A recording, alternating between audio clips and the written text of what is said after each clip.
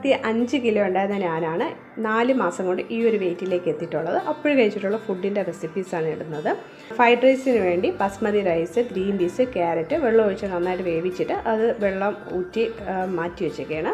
ഇനി ഒരു പാനിലേക്ക് ബട്ടർ, ഗാർലിക്ക് ചെറുതായിട്ട് അരിഞ്ഞത് ഇട്ട് നന്നായിട്ട് ഗാർലിക്ക് മൂത്ത് വരുമ്പോൾ മുട്ട, ഉപ്പ്, കുരുമുളക് പൊടി, നിങ്ങൾക്ക് വേണമെങ്കിൽ സോസുകളൊക്കെ ഉപയോഗിക്കാം. അത് കഴിഞ്ഞ് കുറേശ്ശെ റൈസ് ഇട്ട് എല്ലാം കൂടെ മിക്സ് ചെയ്യുമ്പോഴേക്കും ഫ്രൈഡ് റൈസ് റെഡി.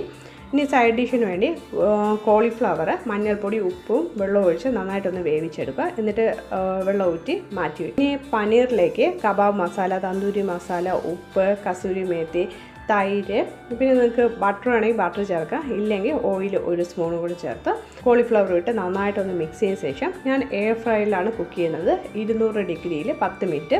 5 മിനിറ്റ് കഴിയുമ്പോൾ സവാള, ക്യാപ്സിക്കം കൂടി അരിഞ്ഞ് വെച്ചതും കൂടി ഇട്ട് കുക്ക് ചെയ്തെടുക്കും. നിങ്ങൾക്ക് എയർ ഫ്രൈ ഇല്ലെങ്കിൽ അല്പം എണ്ണ ഒഴിച്ച് പാനിൽ തന്നെ ചെയ്ത്